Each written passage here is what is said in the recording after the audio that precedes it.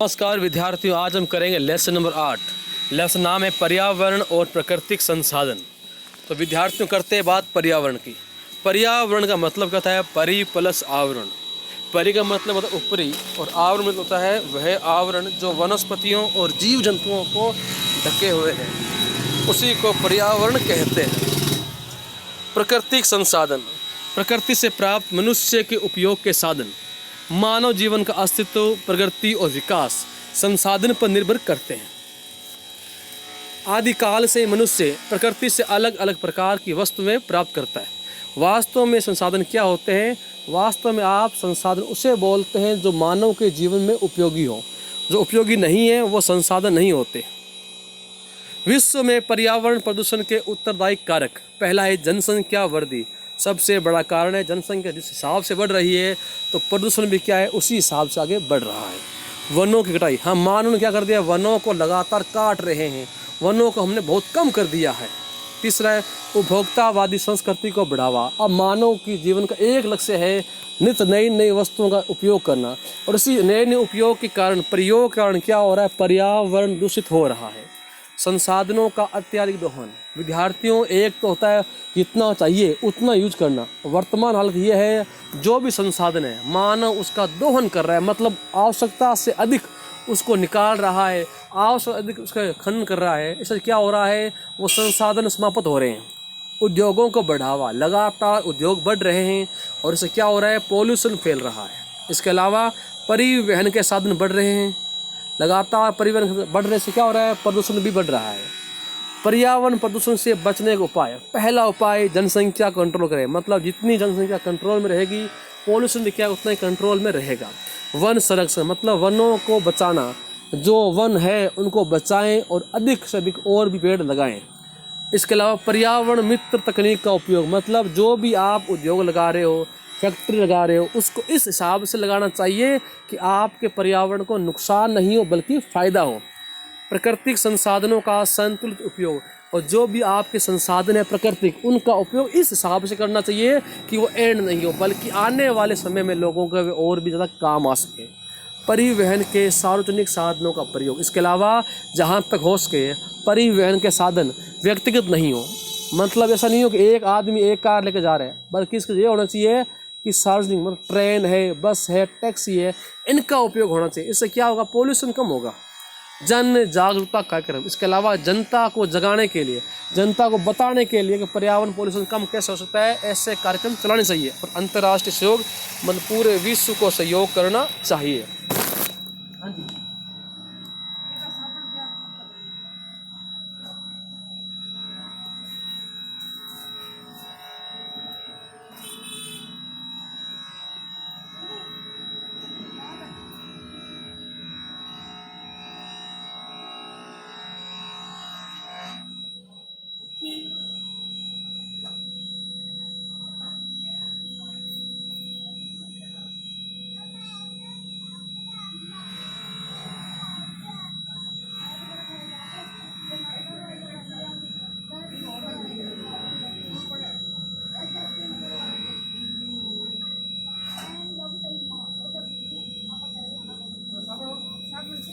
₹60 kilo दिए देखो तो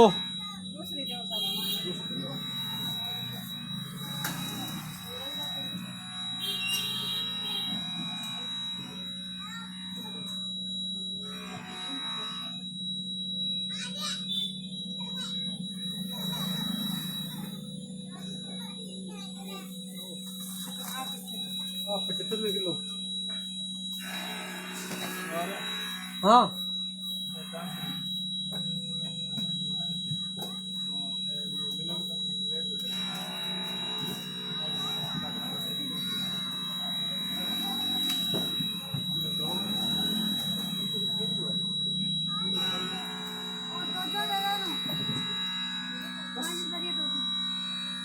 कौन सा ले?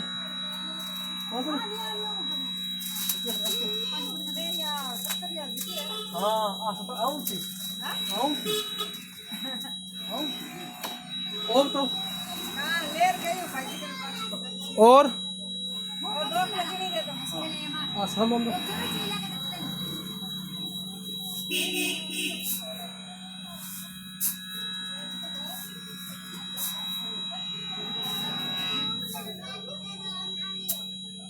और तेल हाँ जो रिफाइंड ऑयल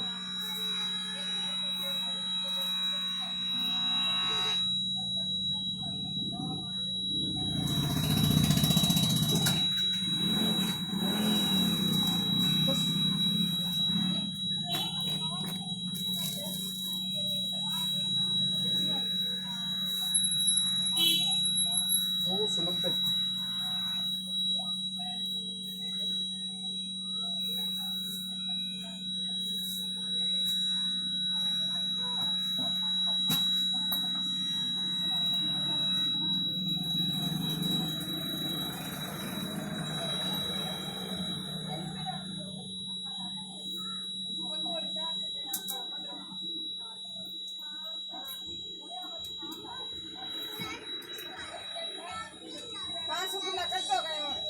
देखो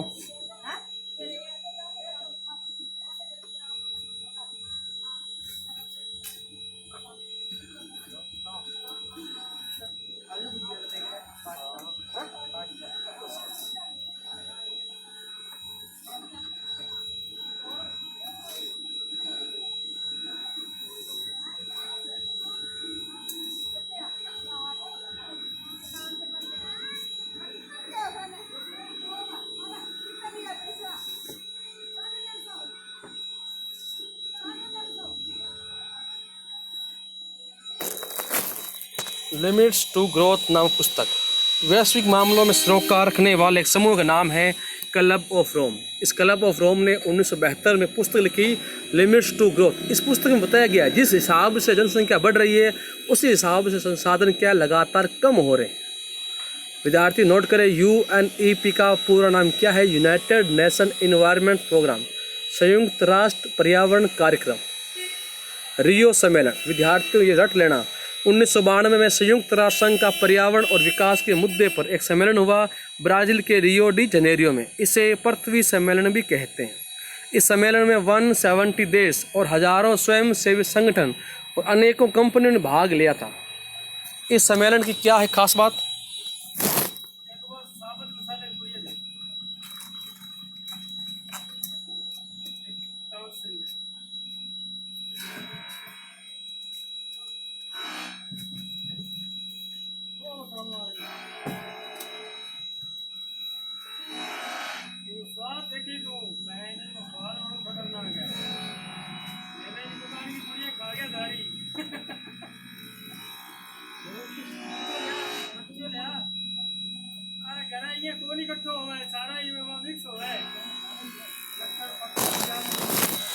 पहला है कि इसमें पर्यावरण को लगातार बढ़ते सरोकार को इस सम्मेलन में राजनीतिक रूप से ठोस दायरा मिला।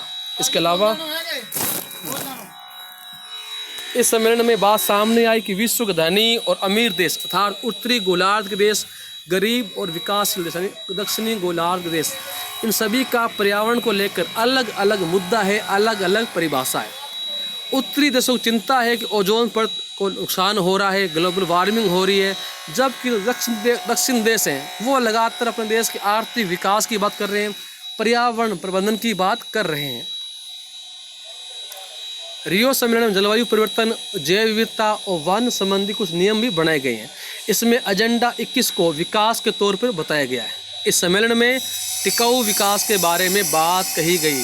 टिकाऊ विकास को याद कर लेना, इसमें ऐसे विकास की बात हुई जिसमें विकास भी हो और पर्यावरण को नुकसान नहीं हो। इसी को धारणीय विकास भी कहते हैं। एजेंडा 21, इसमें कहा गया है कि विकास का तरीका ऐसा हो जिसमें पर्यावरण को नुकसान नहीं हो। एजेंडा 21 की बुराई किससे हुई? एजेंडा 21 में पर्यावरण पर बात कम हुई है और विकास पर बात अधिक की गई है। आवर कॉमन फ्यूचर नामक रिपोर्ट की चेतावनी 1987 इस रिपोर्ट में बताया गया कि आर्थिक विकास के तौर तरीके भविष्य में नहीं टिक पाएंगे। पर्यावरण को लेकर विकसित और विकासशील देशों का रवैया। विकसित देश पर्यावरण के मामले पर तो चर्चा चाह रहे हैं, वो वर्तमान में गरीब देशों के लिए उचित नहीं है। ये चाहते हैं कि पर्यावरण संरक्षण के मामले में प्रत्येक देश की जिम्मेवारी बराबर हो। तो विकासशील से वो मानते हैं विश्व में जो पर्यावरण को नुकसान हो रहा है वो अधिकांशतया अमीर देशों ने किया है। यदि विकसित देशों पर्यावरण नुकसान की अधिक किया है तो उसके नुकसान की भरपाई भी वो अधिक करेंगे। इसके अलावा विकासशील देश अपने देश में उद्योगों के अभी प्रक्रिया से गुजर रहे हैं, मतलब इन देशों में अभी उद्योग अधिक नहीं लगे हैं और आवश्यक है वो चाहते हैं कि उन पर इस मामले में प्रतिबंध कम से कम लगे। साझी संपदा, ये संपदा वो संपदा होती है जिस पर किसी एक देश का अधिकार नहीं होता बल्कि पूरे समाज का, सभी देशों का अधिकार होता है। जैसे मैदान, कुआं, नदी, पृथ्वी का वायुमंडल, अंटार्कटिका, समुद्र की सतह, बाहर का अंतरिक्ष इत्यादि। इस दिशा में कुछ समझौते भी हुए हैं, इन समझौतों को आप नोट कर लीजिए। अंटार्कटिका संधि 1959, मॉन्ट्रियल प्रोटोकॉल 1987, अंटार्कटिका पर्यावरण प्रोटोकॉल 1991। ग्लोबल वार्मिंग, वायुमंडल के ऊपर ओजोन की हल्की सी परत है, इसमें से सूर्य की रोशनी छनकर पृथ्वी तक पहुंचती है। ये सूर्य की हानिकारक पराबैंगनी किरणों से हमें बचाती है। इस गैस की परत में क्या छेद हो गया जिससे अब सूर्य की किरणें डायरेक्ट पृथ्वी पर आ रही। इससे क्या हो रहा है, पृथ्वी का टेम्परेचर लगातार बढ़ रहा है और इससे क्या हो रहा है, ग्लेशियर पिघल रहे हैं। उनसे क्या होगा, समुद्र का लेवल बढ़ जाएगा। इससे क्या होगा, समुद्र के आसपास जो इलाके हैं, जो शहर हैं, वो डूब सकते हैं। कार्बन डाइऑक्साइड, मीथेन, हाइड्रोफ्लोरोकार्बन, ये गैसें ग्लोबल वार्मिंग की जिम्मेवार गैसें। साझी परंतु अलग अलग जिम्मेदारियाँ। वैश्विक संपदा की सुरक्षा को लेकर विकसित और विकासशील देशों का मतभेद है। विकसित देश की सुरक्षा की जिम्मेदारी सभी देशों को बराबर बांटना चाहते हैं और विकास देश कहते हैं इनको दो आधार पर इसका विरोध करते हैं। पहला है कि संपदा को प्रदूषित करने में विकसित देशों की भूमिका ज़्यादा है। दूसरा यह है कि विकासशील देश अभी विकास की प्रक्रिया में, अतः इस संपदा की सुरक्षा संबंध में विकसित देशों की जिम्मेवारी अधिक होनी चाहिए, विकासशील की जिम्मेदारी कम होनी चाहिए। क्योटो प्रोटोकॉल, पर्यावरण समस्या से बचने के लिए विश्व जनमानस के बीच में 1997 के अंदर जापान के क्योटो शहर में ये प्रोटोकॉल पर क्या सहमति बनी। 1992 में हुए समझौते के लिए कुछ सिद्धांत बने गए और सिद्धांतों की इस रूपरेखा यानी United nation framework convention on climate change पर सहमति हुई और हस्ताक्षर किए गए। इसी को क्योटो प्रोटोकॉल कहा गया।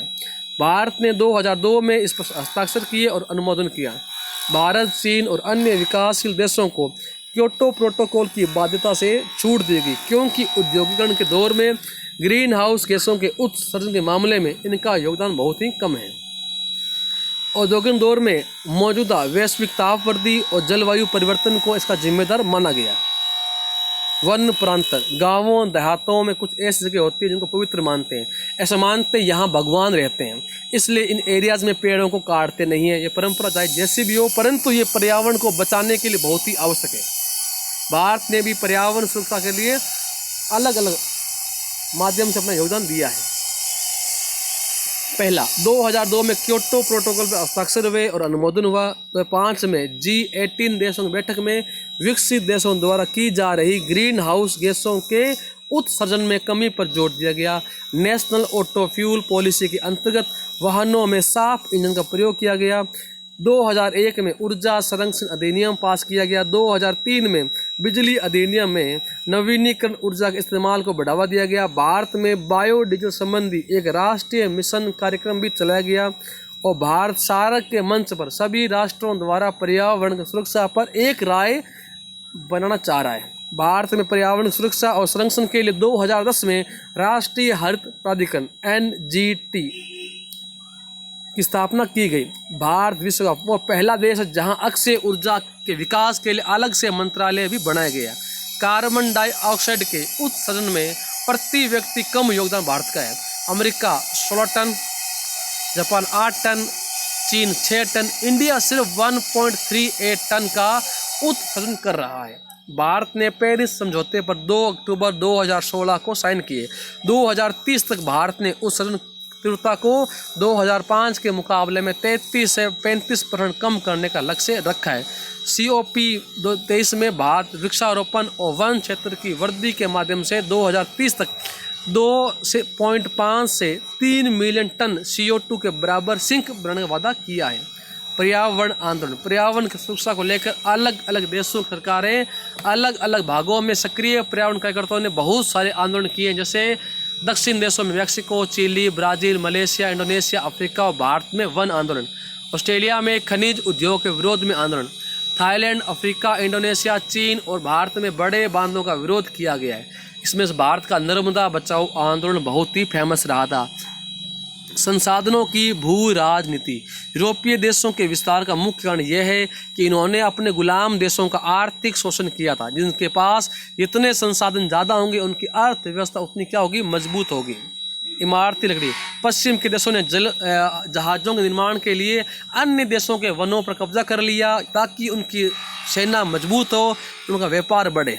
तेल भंडार, विश्व युद्ध के बाद उन देशों का महत्व बढ़ गया जिनके पास यूरेनियम है और तेल है। विकसित देशों ने तेल की निर्बाध आपूर्ति के लिए समुद्री मार्गों पर अपनी सेना लगा दी। जल, पानी के नियंत्रण और बंटवारे को लेकर लड़ाइयाँ हुई। जॉर्डन में नदी के पानी को लेकर 4 देशों में झगड़ा हुआ, इजराइल में, जॉर्डन में, सीरिया में और लेबनान में। मूलवासी क्या होते हैं? संयुक्त राष्ट्र संघ ने 1982 में ऐसे लोगों को मूलवासी बताया जो मौजूद समय में लंबे समय से एक देश में रहते हैं, बाद में दूसरी जातियों या संस्कृति ने उनको अपना अधीन बना लिया। इंडिया में मूलवासियों के लिए जनजाति या आदिवासी शब्द का प्रयोग भी किया गया है। 1975 में मूलवासियों का संगठन world council of indigenous people बनाया गया। मूलवासियों मांग है